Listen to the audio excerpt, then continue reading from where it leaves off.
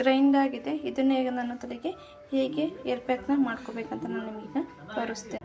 ನೋಡಿ ನನ್ನ ಹೇರ್ ಹೇಗೆ ಆಯಿಲ್ ಆಗಿದೆ ಅಂತ. ಈಗ ಇದನ್ನು ಅಪ್ಲೈನ ಮಾಡಬೇಕು. ಕೈಯಲ್ಲೇ ಅಪ್ಲೈ ಮಾಡ್ಕೊಳ್ಳಿ. ಪಾರ್ಟ್ ಅಪ್ಲೈನ ನೀವೇನು ಮಾಡ್ತಾ ಹೋಗಿ ಹೇರ್ಗೆ ಹಾಕ್ತಾ ಹೋಗಬೇಕು.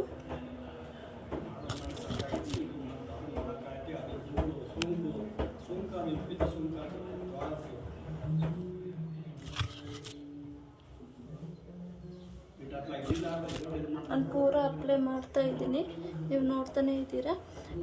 ಪೂರ ಅಪ್ಲೈ ಆದಮೇಲೆ ನಿಮಗೆ ಹೇರು ಹೇಗೆ ಕಾಣಿಸುತ್ತೆ ಅಂತ ನಾನು ನಿಮಗೆ ವಿಡಿಯೋನ ಆದಮೇಲೆ ತೋರಿಸ್ತೀನಿ. ಅರ್ಧ ಗಂಟೆ ಇದನ್ನು ಬಿಟ್ಟು ಏನು ಮಾಡಬೇಕು, ವಾಶ್ ಮಾಡಬೇಕು.